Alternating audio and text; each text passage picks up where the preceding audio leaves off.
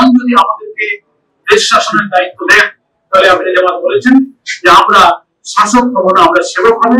গত বছরের 24 জুলাই যে গণ অভ্যুত্থানের মধ্য দিয়ে বাংলাদেশে রেজিম চেঞ্জ হয়েছে, সরকারের আমলে জামাত ইসলামের উপরে কি জুলুম চলেছে, কি নির্যাতন চলেছে, আমাদের নেতৃবৃন্দকে কারাগারে ভরা হয়েছে, হাজার হাজার লোক কারাবরণ করেছে, আমাদের নিবন্ধন কেড়ে নেওয়া হয়েছে, আমাদের অফিসগুলো বন্ধ ছিল। সেই নির্যাতন এবং আমাদের কষ্টের স্মৃতিটা তিনি জামাত নেতৃবৃন্দের সামনে স্মরণ করেছেন।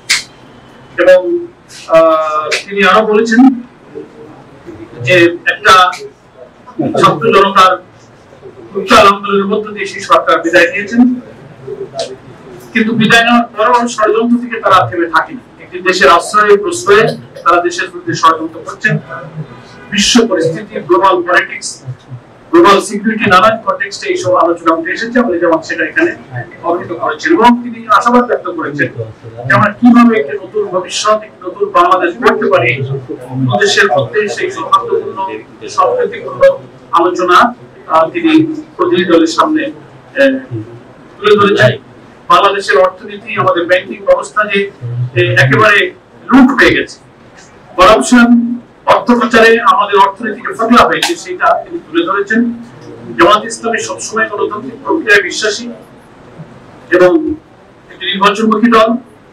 ওনাদের প্রশ্নের জবাবে আমাদের আমির সাহেব বলেছেন যে সকল গ্রহণযোগ্য নির্বাচনে জামাত ইসলামী খুবই অংশগ্রহণ করেছে এবং আমরা প্রত্যেক পার্লামেন্টে নির্বাচিত হয়ে প্রতিনিধিত্ব করেছি। এবং আমরা জামাত ইসলামী সকল ধর্ম, বর্ণ, নারী, পুরুষ নির্বিশেষে সকলের সমান মর্যাদা, সমান মানবিক, সাংবিধানিক, রাজনৈতিক সকল অধিকারকে আমরা মেনটেন করি, আমরা এদেশে চলি। এবং জনগণ যদি আমাদেরকে দেশ শাসনের দায়িত্ব দেন, তাহলে আপনি যেমন বলেছেন যে আমরা শাসক হব না, আমরা সেবক হব এবং সকলেই সমতার ভিত্তিতে প্রত্যেকের অধিকার ভোগ করবেন।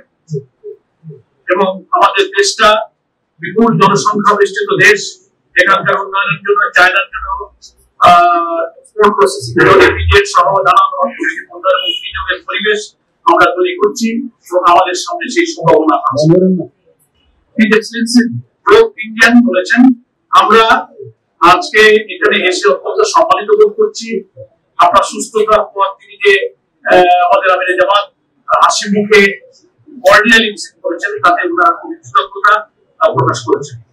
এবং বাংলাদেশের পরিস্থিতি তিনি যে তুলে ধরেছেন, এটা যে ইউনিক এবং পার্সপেক্টিভ ভাবে তিনি উপলব্ধি করেছেন, সেটাও তিনি খুবই সন্তুষ্টির সাথে উল্লেখ করেছেন। চায়না বাংলাদেশের যে 50 বছর অ্যানিভার্সারি পালিত হলো, সেখানে জামাত ইসলামের প্রতিনিধি দল চায়না এম্বাসির আয়োজনে সেখানে আমরা অংশগ্রহণ করেছিলাম। সে কথা তিনি স্মরণ করেছেন এবং সত্যি ধন্যবাদ জানিয়েছেন।